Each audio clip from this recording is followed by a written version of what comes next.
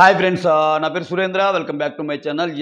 Season 8 ఇంకొన్ని గంటల్లో, అంటే ఒక 48 గంటల లోపే మనకి అలరించడానికి సిద్ధంగా ఉందన్నమాట. దానికంటే ముందు హౌస్లోకి వెళ్ళిపోయాక వాళ్ళ ఆటలను బట్టి, వాళ్ళ టాస్కులను బట్టి, వాళ్ళ నామినేషన్లో ఆర్గ్యుమెంట్స్ యొక్క కెపబిలిటీస్ని బట్టి ఒక కంటెస్టెంట్ని మనం అసెస్ చేస్తాం. దానికి తగ్గట్టు వాళ్ళకి ఫ్యాన్ బేస్ పెరుగుద్ది, ఇవన్నీ ఓకే. బట్ జనరల్గా వాళ్ళకంటూ ఒక ఇమేజ్ ఉంటుంది కదా. ప్రతి కంటెస్టెంట్ ఎల్లక ముందు ఒక ఫస్ట్ గ్లాన్స్, ఒక ఫస్ట్ వ్యూ అనేది మీరు నేను థింక్ చేసినప్పుడు ఓకే ఇతను ఎలా ఉండొచ్చు అనే ఒక అభిప్రాయం కలిగింది కదా. అలా ఒక్కో కంటెస్టెంట్ గురించి చెప్పుకోవాల్సి వస్తే ఈ పర్టికులర్ వీడియో ఆర్జే శేఖర్ భాష గురించి. నెక్స్ట్ మనకి ఉన్న కంటెస్టెంట్స్లో మిగిలిన వాళ్ళ గురించి కూడా చేసే ప్రయత్నం చేద్దాం అనమాట. మిస్ కాకుండా చూడండి, చివరి దాకా చూడండి, అప్పుడు మాత్రమే ఒక కంక్లూజన్కి రండి. ఓకేనా? వీడియోస్ నచ్చుతుంటే లైక్ చేయండి, కొత్త వాళ్ళు ఎవరైనా చూస్తుంటే ప్లీజ్ సబ్స్క్రైబ్. ఆర్జే శేఖర్ భాష. ఆర్జే శేఖర్ భాష నీకు రేడియో జాకీగా పరిచయమై ఇతనికి ఉన్న ఇదేంటంటే కొన్ని వివిధ ఛానల్స్లో చేసినా కానీ అసలు ఈ ఆర్జే అనే ఫీల్డ్లో like more number of awards, ఒక రకంగా 10+ అవార్డ్స్ గెలుచుకున్న, అంటే ఎగ్జాక్ట్ కౌంట్ నేను చెప్పడం లేదు, as per Google like 10 or 15 అలా మెన్షన్ చేశాను అనమాట. అన్ని అవార్డ్స్ గెలుచుకున్న ఒక ఆర్జే. అయితే ఎప్పుడైనా సరే జనాలకి దగ్గర అవడానికి ఆయన అవార్డ్స్ గెలుచుకున్నాడా ఇంకోట ఆ ఫీల్ అనేది ఉండదు. మంచి రసపొట్టు జరిగే విషయాలు జరిగినప్పుడు, మంచి వ్యవహారంలో పార్టిసిపేట్ చేసినప్పుడు మాత్రమే ఆ వ్యక్తి బాగా దగ్గర అవుతాడు. ప్రజెంట్ సోషల్ మీడియా కాలంలో అది పరిస్థితి. ఓకే, నువ్వు నార్మల్గా ఉంటే ఎవరికి తెలియవే, ప్రతిదీ సెన్సేషన్ అంతే. ఇప్పుడు మామూలుగా షర్టు ప్యాంటు అన్నీ వేసుకొని బజార్లో తిరిగితే ఎవడు గుర్తుపడ్డు. ఒక షర్టు తీసేయటమో, ప్యాంట్ మీద ప్యాంట్ వేయటమో, లేకపోతే అట్లా చేస్తే గుర్తుపడతారు. అంటే సంథింగ్ స్పెషల్ ఉండాలి. అటువంటి రోజులు నడుస్తున్న రోజుల్లో ఈ పాయింట్ ఎందుకు చెప్పా అంటే, ఆర్జే శేఖర్ భాష తన వర్క్ పరంగా ఎంత ఫేమ్ అయ్యాడా అని ఆలోచిస్తే దానికంటే ఎక్కువ రీసెంట్ రాజ్ తరుణ్ లావణ్యాలో రాజ్ తరుణ్కు సపోర్ట్గా వచ్చి చేసిన ఆయన ఇది మాత్రం ఖచ్చితంగా చాలామందికి దగ్గరయ్యాడు. అసలు ప్రతిరోజు రేడియో వింటరుగా అందరూ, కానీ ప్రతిరోజు చాలామంది టీవీ చూస్తారు, ప్రతిరోజు సోషల్ మీడియాలో ఏంటి ఇటువంటి గాసిప్స్ అనేవి ఎదురు చూస్తుంటారు. అటువంటి వాటిల్లో ఆర్జే శేఖర్ భాష బాగా అలరించాడు ఈ మధ్య. ఇతను ఆర్జే శేఖర్ భాష గురించి చెప్పుకోవాల్సి వస్తే హౌస్లోకి వెళ్ళాక ఆయన రచ్చ చూడటానికి సిద్ధమని నేను ఎందుకన్నానంటే, నాకు ఇతనిలో నచ్చింది ఏంటంటే, అంటే అది పాజిటివ్ కానీ నెగిటివ్ కానీ, ఇతని ఆర్గ్యుమెంట్ స్కిల్స్ మెయిన్. అంటే నేను చాలా వీడియోస్ చూశాను ఇతని, అంటే ఈ మధ్యకాలంలో ఆ ఇష్యూ నలుగుతున్నప్పుడు.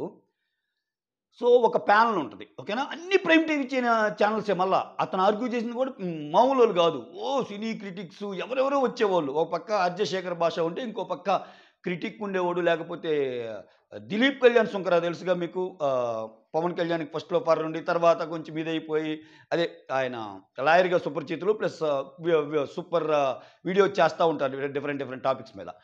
ఆయన లావణ్యకి సపోర్ట్గా నిలబడి ఆర్గ్యూ చేసేటప్పుడు అసలు కళ్యాణ్ దిలీప్ సుంకర్ అంటేనే మాటలు అలా అలా అలా వచ్చేస్తాయి ఆయనకి. అసలు మామూలుగా ఉండదు ఆయన ఆర్గ్యుమెంట్స్ స్కిల్స్. అటువంటి కళ్యాణ్ దిలీప్ సుంకర్తో కూడా మాట్లాడి, అంటే ఎంత లెవెల్లో ఆర్గ్యుమెంట్స్ అంటే విచిత్రమైనది. కళ్యాణ్ దిలీప్ సుంకర ఆర్జే శేఖర్ భాష మాట్లాడుకునేటప్పుడు జనరల్గా సొసైటీలో కళ్యాణ్ దిలీప్ సుంకర్ ఏంది బాగా నోన్ పర్సన్. ఇతనితో పోల్చుకుంటే ఆయనకు ఒక మంచి యూట్యూబ్ ఛానల్తో ముందుకెళ్తున్నాడు, వివిధ సమస్యలపై స్పందిస్తున్నాడు. అటువంటి వ్యక్తితో కూడా నిలబడి ఇతని ఆర్గ్యుమెంట్ కంటే ఇతని ఆర్గ్యుమెంట్ స్కిల్స్ బెటర్ అని ప్రూవ్ చేసుకోవటమే కాదు, వీళ్ళిద్దరికీ ఆర్గ్యుమెంట్ జరిగినప్పుడు ఒకానొక పాయింట్లో సహనం కోల్పోయి, సహనం అని ఎందుకు మాట వాడుతున్నానో మీకు అర్థమైంది ఆయన వీడియో చూసి, సహనం కోల్పోయి ఇతనైనా బూతులకి దిగాడు. ఎవరు? కళ్యాణ్ దిలీప్ సుంకర్ అనే అతను బూతులకు దిగాడు. ఎరా ఎల్ల ఎల్ల అన్నట్టు ఆ పదాలు వాడినా కానీ నేను నీకంటే ఎక్కువ మాట్లాడగలను, బట్ ఓకే తగ్గుండు, నాకు తెలుసు కాబట్టి చేస్తున్నానని ఆయన. అంటే ఇక్కడ first of all argument skills అని చెప్పా కదా. సెకండ్ క్వాలిటీ సహనం. సహనం అంటే ఒక ఆర్గ్యుమెంట్ జరుగుతున్నప్పుడు భయంకరంగా నీకు మాటలు తులిపోతారు. అంటే ఒక థ్రెషోల్డ్ లిమిట్ వరకు ఓకే, అది దాటినప్పుడు ఏంటంటే నీలో ఉన్న ఇంకో యాంగిల్ బయటకు వస్తాయి. అప్పుడు ఏంటంటే ఎదురుంది కెమెరాలా, మనం ఒక టీవీ ఛానల్లో ఉన్నామా, ఇది పబ్లిక్ వెళ్తుందా, ఇవన్నీ ఆలోచించరు. ఆయనలో ఉన్న ఒరిజినాలిటీ వచ్చేస్తుంది. అటువంటి సిచ్యువేషన్లో కూడా ఆర్జే శేఖర్ చూపించిన తెగువ సూపర్ అంటానబ్బా నేనైతే. చెప్పా కదా, అందుకే ఆయన ఆర్గ్యుమెంట్స్ తప్ప ఒప్ప పక్కన పెడితే, ఎందుకంటే ఆ లోతుగా విషయాలకు వెళ్తే నిజంగా రాజ్ తరుణ్ చేశాడా, లావణ్య చేసిందా, వాళ్ళ బూతులు ఇవన్నీ బోల్డంత ఉన్నాయి. అది మనం చూస్తే విశ్లేషించవచ్చు. చూడకుండా ఏంటంటే జస్ట్ ఐడియాకి మాత్రమే రాగలం. బట్ ఇవి అసెట్స్. కాకపోతే ఈ ఈ ఈ విషయాలు ఆర్‌జే శేఖర్ భాషకి ఎక్కడ ఉపయోగపడతాయి అంటే, చెప్పా కదా! ఇంత బాగా వీళ్ళతోనే పోటీపడి, వీళ్ళని ఇంతమంది వచ్చినా గాని, ఆయన అనుకున్న పాయింట్ మీద ఆర్గ్యూ చేసే కేపబిలిటీస్ ఆయనకున్నప్పుడు, 'బిగ్ బాస్‌లో' ఉన్న 16 మంది ఏముందండి? అఫ్‌కోర్స్ ఆ 'బిగ్ బాస్‌లో' వచ్చే 16, 17 మందిలో చాలా మందికి ఆర్గ్యుమెంట్ స్కిల్స్ ఉండవు నామినేషన్స్ పరంగా. అటువంటప్పుడు నామినేషన్స్ పరంగా నేను అందుకే చెప్తున్నాను గైస్. ఒక్కో కంటెస్టెంట్‌లో ఒక్కోటి ఉంటది. అది అది మనం ఫస్ట్ గ్లాన్స్‌లో ఏముండొచ్చు ఈ కంటెస్టెంట్‌కి అని చెప్పే ప్రయత్నం చేస్తున్నా అంతే. సో, నెక్స్ట్ వేరే కంటెస్టెంట్‌కి వచ్చినప్పుడు ఆ కంటెస్టెంట్ బలాలేంటి, బలహీనతలేంటి మాట్లాడుకుందాం. సో, నామినేషన్స్ పరంగా ఇతను సూపర్ డూపర్ సక్సెస్ అయ్యే అవకాశాలు ఎక్కువ. బయట చూసిన దాని ప్రకారం. ఓకేనా? Yes. On the flip side ఇప్పుడేంటి, ఎంత అడ్వాంటేజ్ ఉందో డిసడ్వాంటేజ్ కూడా ఎందుకుంటాయంటే, ఇప్పుడు రాజశేఖర్, లావణ్య అనేది ఒక ఇష్యూ. ఇతనికి సంబంధం లేదు. ఫస్ట్ వాళ్ళిద్దరే నలుగుతున్నాయి. సడెన్‌గా ఇతను ఎంటర్ అయ్యాడు. ఓకే.